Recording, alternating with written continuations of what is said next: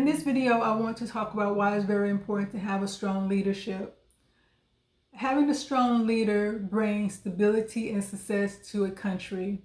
It also allows the country's allies to feel safe having that country as part of their alliance, because they feel if anything happened, they can depend on that particular country, that particular leader to stand up with them.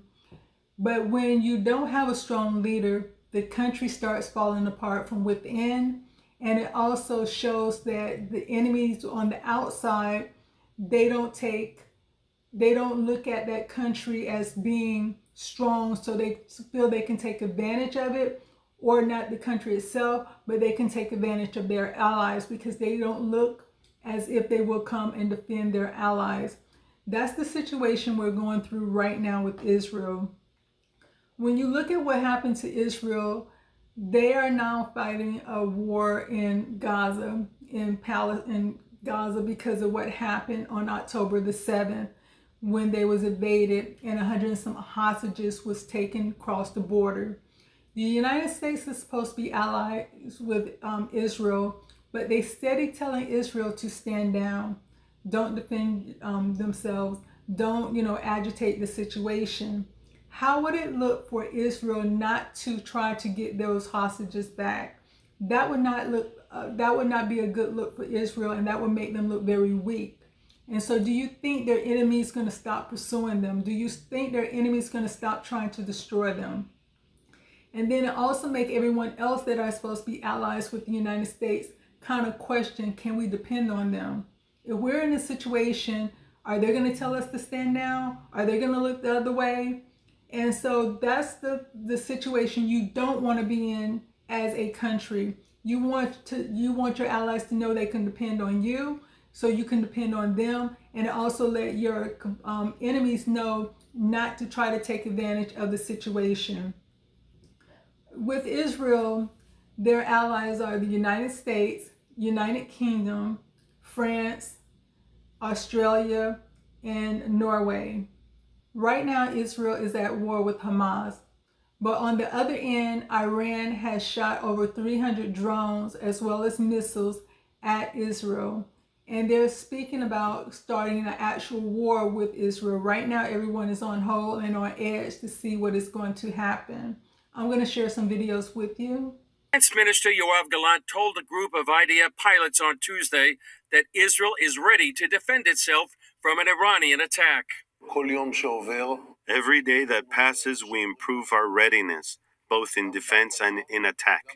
In Beirut, Hezbollah's Sheikh Hassan Nasrallah vowed revenge for the killing of his top commander and claimed that waiting to attack was part of his battle plan. Therefore, the Israelis want to end this situation. This standby situation is part of the battle. The Washington Post reporting that Iran itself may be reconsidering a major retaliation. In southern Lebanon, hundreds celebrated the selection of Yahya Sinwar as the next leader of Hamas. Sinwar takes over for Ismail Haniyeh, who was killed in Tehran last week. Sinwar, who plotted the October 7th massacre of 1,200 Israelis and kidnapping of more than 250, is Israel's most wanted terrorist, hiding in the Gaza Strip and likely surrounded by some of those hostages as human shields. IDF chief spokesman Daniel Hagari said Sinwar will take his place alongside other enemies eliminated by Israel. This is the only place we are planning for Yahya Sinwar. With the Middle East on edge, former assistant to the U.S. ambassador to Israel, Aryeh Lightstone, who is the current executive director of the Abraham Accords Peace Institute, says the Gulf countries are watching and waiting. Well, for the looming war that they have right now, they know that Iran has been the number one instigator of malfeasance across the region, not just was, but are and likely will be until the head of the snake is cut off. When our allies, the moderate Arab states, look at the United States of America and see our equivocation after October 7th, what are they going to do if we ever need help? And what that does is call into question the efficacy of an American alliance. Lightstone says, as a result, these moderate Arab nations are looking east, not west. There is no doubt about it that each country in the region has reached out to India and China in more robust ways because they know that the United States of America under a Democratic administration cannot and will not be relied upon. Yet Lightstone believes Israel is on edge, but he expects it to come out on top. Chris Mitchell, CBN News, Jerusalem. Well, our foreign policy is certainly blowing an uncertain trumpet, but what is happening in southern Lebanon ought to be a wake-up call for us all to hear crowds cheering the election of Sinwar as the new head of Hamas. That's not happening in Gaza. That's not happening in the West Bank. That's happening in Lebanon. So you see the extent of this ideology, and it all goes back to Iran. What are we going to do? Are we going to continue a policy of containment, a policy of appeasement, hoping against hope that somehow diplomacy is going to work? Well, when your opponent is so dedicated to the destruction of Israel, let us believe them when they say that, and realize negotiation isn't going to work here. The only thing that will work is severe sanctions, making sure that the pipeline of money is cut off, that this ideology is resisted and resisted strongly in every single front you can. Otherwise, the moderate Muslims within the Middle East are absolutely looking at our actions. And if we don't defend Israel, our staunch ally for decades, well, they're going to say, well, there's no hope, we'll get help. So this is a crucial turning point for the Middle East. Talk about Iran not being afraid of the United States. And I'm sad to say that as an American who loves my country. But today, the Department of Justice in the United States announced that a Pakistani national with ties to Iran has been charged in connection with a foiled plot to assassinate a U.S. politician or government official. The defendant, again, linked to Iran, allegedly traveled to New York City to hire hitmen to murder a politician or U.S. government official on U.S. soil. His name is Asif Merchant, also known as Asif Raza Merchant, 46 years old, Pakistani descent, a Pakistani national with close ties to Iran, and is straight out of the Iranian playbook, a murder-for-hire plot. We've been talking here about Iran's threats to assassinate President Trump and other former Trump administration officials on U.S. soil, no less. This is what happens. Weakness invites this kind of aggression by the world's worst actors. And we've said that, and we've said it some more. But until the U.S. really shows strength and takes the pressure off of Israel and allows Israel to do what it needs to do, we'll continue to have these problems and these kinds of provocations from the likes of the Iranian regime. As you can see in the videos that I showed you, that if Iran do decide to start a war with Israel, there's a very strong chance that the United States will actually join into that war. And so then we will be at war on Israel's side to help them defend themselves against Iran, because they would be in a two-front war. They would be still in a war with Hamas, as well as now being in the war with Iran. You have to understand that Israel is not going to stop. Israel is not going to give up, for the simple fact that they was invaded on October the 8th. Over 100 and some people, just civilians, was taken across the border. They still have some of those hostages there. Israel want those hostages back. Hamas is not planning on giving them back, because they really just want to wipe Israel off the planet. And so therefore, they're going to be in a two-front war trying to defend and get back the hostages on Hamas side and in Gaza, and then also trying to defend themselves against Iran. So that's why they would need help as far as American and their other allies maybe joining in if the war actually happens. So there is a possibility. Anytime, no country wants to go in, well, some countries do want to have war. They don't believe in peace.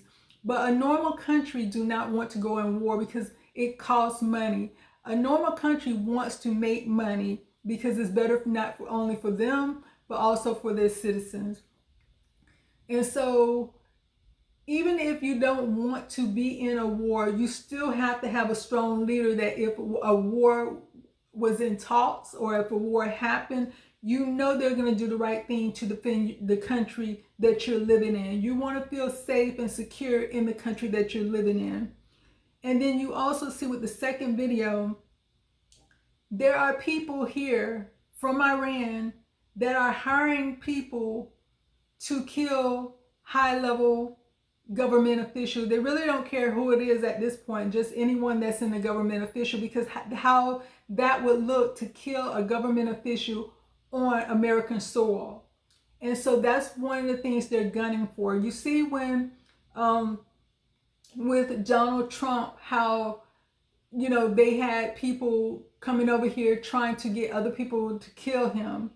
And even knowing this, it still behooves me why we still have an open border, knowing that this country is not secure, knowing the intelligence are telling the government officials, telling everybody they need to know this is what's going on in the country.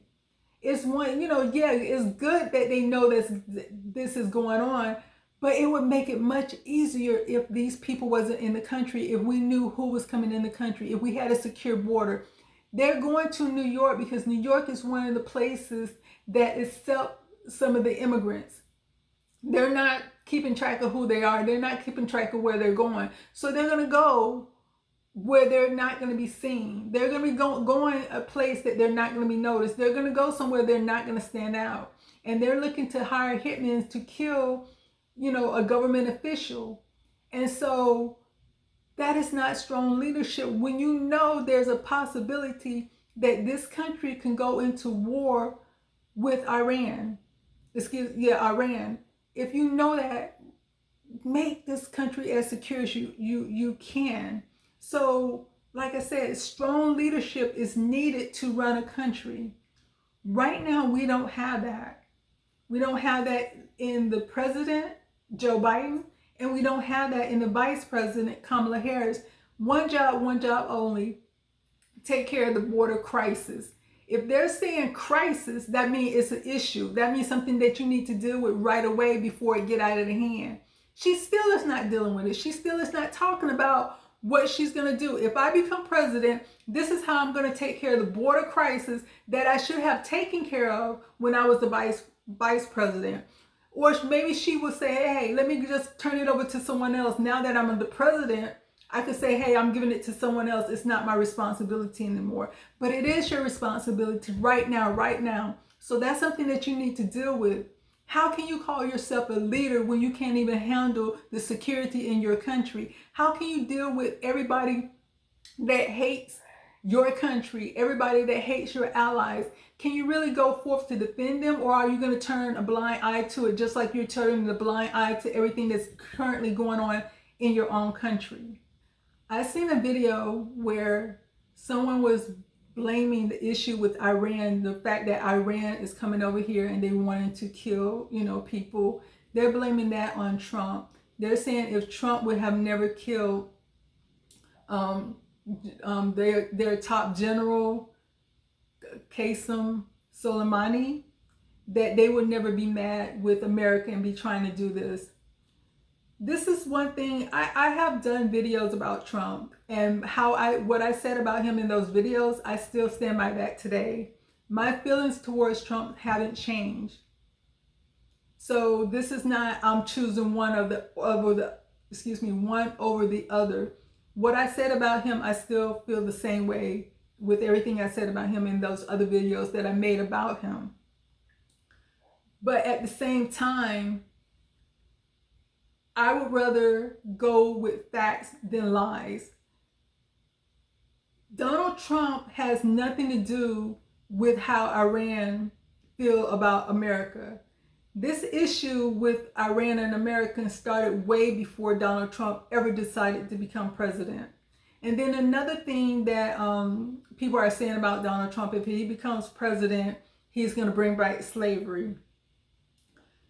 There's a physical slavery where you're going to be in chains, people are going to be telling you what to do. There's also mental slavery. Right now, the majority of Black people are in mental slavery. because they're being fed lies. I'm not just saying black people, also Americans. They're being fed lies.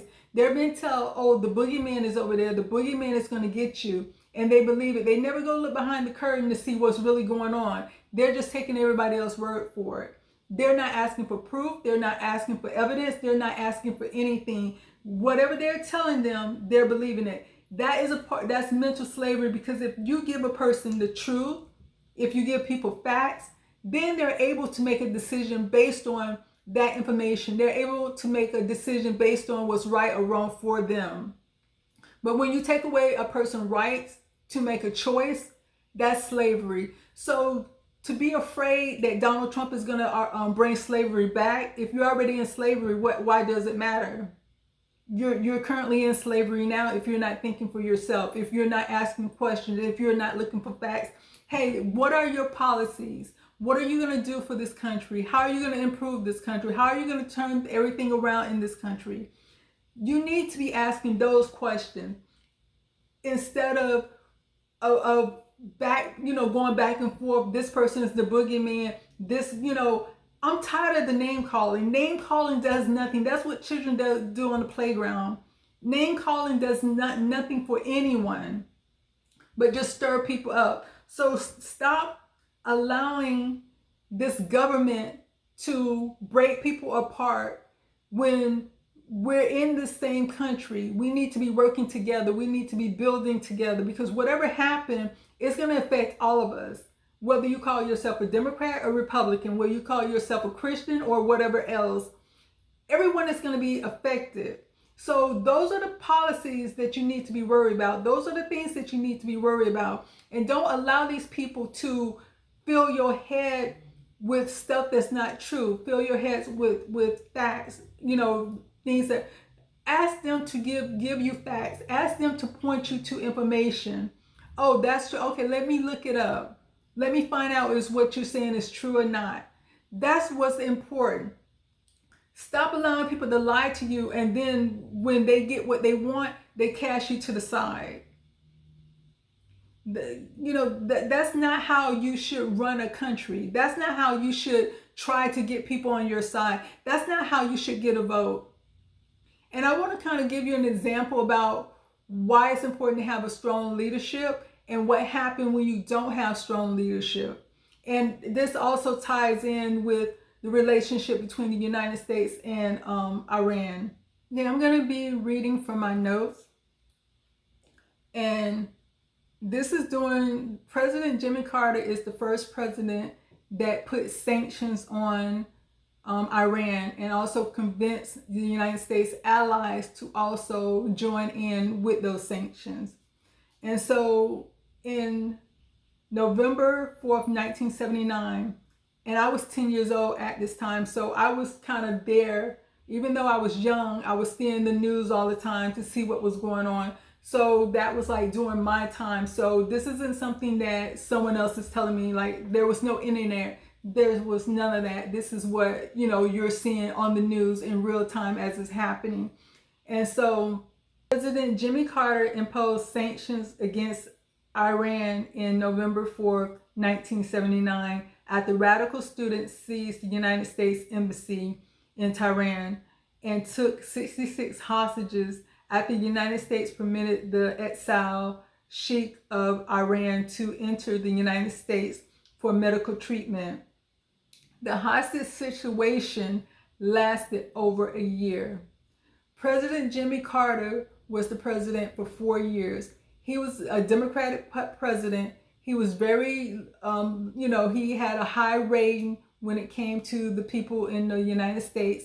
People loved him. Of course, a lot of people didn't like him, but at the same time, a lot of people loved him. He was a good president. He did things for the people. He grew up poor, a peanut farmer, but he also, had a Christian value, and he did things for the people, regardless, Democrat, Republican. Even after he was no longer president, he would still go over and work with Habitat for Humanity, him and his wife, Rosalind, building houses for people. So that's the type of mentality he had. He always wanted to do good in this world. But because they seen him as weak, it says, because of the hostage crisis, undermined Jimmy Carter and the way he handled foreign policies, and it made him and his administration look weak and ineffective. When you are weak, when you don't make decisions right away, a hostage situation with government officials taking over a year to resolve, the United States did not, the people of the country did not like that. And so when the next election year came, they voted him out, and Ronald Reagan ended up winning and becoming president. So if this wouldn't have happened, or if he would have handled this differently, he could have won and been the president for the next 4 years, having an 8-year term. But because of how he handled the crisis situation, because he looked at weak not only to his country, but he looked at weak to the world. And that's not good when the world look at your leader as being a weak, someone they can run over, someone they can do anything they wanted to him. And so that undermined him and his, run to become president the next time. And if you want to kind of get an idea of what was going on, it's a movie. It was an Oscar-winning movie that was made back in 2012. It's called Argo, and it's based off of that hostage crisis in Iran. When Donald Trump say, "Make America Great Again," I know a lot of people get upset with that, and I can kind of understand what he means, because I grew up, America is not perfect. America was never perfect. I would never lie to anyone and say, yeah, America was, just this great country. But it was some things about America back then when I was growing up that you don't see now. They was willing to risk their lives to go in Iran to save hostages. We don't have that American today. It was a different feel. It was a different, everyone came together in crisis, even though everyone should be together anyway, because we are one country. But during a crisis, this was the United States of America, and people was willing to risk their lives to go get hostages and bring them back safely. And that's why they were so upset with Jimmy Carter, because he wasn't making moves. And so when you see what happened with with Israel, and how they're saying, no, we're going to do whatever it takes to bring our hostages back. That's the attitude and the mentality the United States used to have. That's the American I grew up with. You felt safe. You felt pride in this country, knowing that those things that was happening. Like I say, this country was never a great country. I would never say that.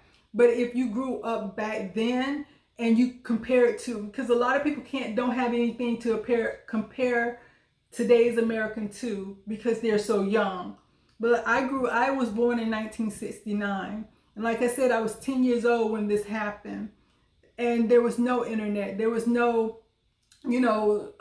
social media, no TikTok, no Twitter, none of that. So everything was more genuine. Everything was more real than the things that you're seeing now. So I have something to compare America back then to, compare it to America now. I can see the difference as far as America falling apart. I can see the difference as far as the things that are happening now, how people speak to one another, how people carry themselves, how any and everything is allowed on social media, on TV, and there's no shame in it. Back when I was growing up, there was shame. There was certain things that you would not do, because not only were you disrespecting yourself, you was disrespecting your parents. There was a certain respect that Christians had for God. There were certain things that Christians would not do. But then a lot of things that you see now, and I'm not saying these Christians was perfect, because you had imperfect people. You're dealing with imperfect people. But a lot of things that you're seeing that people are saying, I am a Christian, then you see what they turn around and do. It's hard to believe that. So there is a difference. So the America that I grew up with, that's the America that we should have today, and actually a better American than what I grew up with. It should not be going backwards. It should not be going, into the dumps. Where is that America where you're proud to say, yes, I am an American? What happened to that? And a lot of things that are, that you see going on now in the Bible, even in the Bible, it speaks about having a city that's fortified, making sure you build walls and have gates, and things like that to keep your enemies out. We don't even have that. How can you have an open border and think that's fine? Kamala, Biden, they're undermining the United States. They're undermining United States citizens. And it's not something that I'm just saying just to say. There's proof of that. You can look and see what's going on. You can look and see the proof. Whatever they say about this is Donald Trump's fault, that is Donald Trump's fault. Like I said, I have my issues with Donald Trump, but a lot of things they're saying his fault has nothing to even do with him. A lot of things that are wrong with Americans now, in the country itself, falls on the Democrat. It's a lot of things they could have done differently. It's a lot of things they can do differently now, but instead they don't want to do that. They don't want to make those changes. She has yet to say what she's going to do as far as the border situation, and she has yet to say what she's going to do to keep this country safe. And then Biden is steady telling Israel, don't defend yourself. Slow down. Would America have been okay with those hostages being in Iran and just say, don't do anything about it? No, that shows weakness. And America not only within this country look weak, but on the world stage, America look weak, and that's not a good look. I also want to share scriptures with you in 2 Chronicles 6 ESV. But I have chosen Jerusalem that my name may be there, and I have chosen David to be over my people Israel.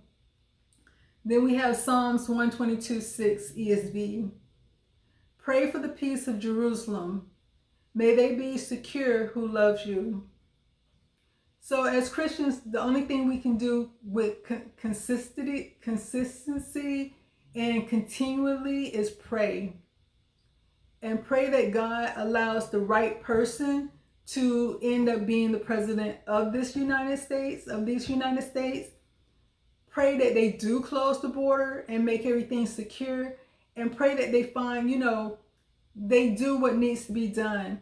This isn't something that we should be afraid of, because it's spoke about in the Bible time and time again. There are going to be wars as well as rumors of wars. We don't know if there is going to be a war against the United States and Iran. But at the same time, what God is always telling us, to be on the watch, to be watchful, because our enemies are constantly roaring and prowling, looking for those who they can devour. So we're also always supposed to be sober-minded and aware of what's going on. We're not supposed to be living in fear. Fear and faith do not go hand in hand. So it's not about fear. It's about knowledge. My people will die for the lack of knowledge. My people will perish for the lack of knowledge. Get knowledge. Know what's going on. Don't just take these people's words for you, because these people are saying what they need to say to get in the position they want to be in. But they have yet to say what they're going to do for individual groups or what they're going to do for the country as a whole. So until you get answers, until you get understanding, don't vote for a person just because they're a Democrat. Don't vote for a person just because they're a Republican. Make decisions based on truth. God is always telling us to do, to spread the truth. So therefore, if we're to spread the truth, we should also honor receiving the truth. We should also honor those who give us the truth.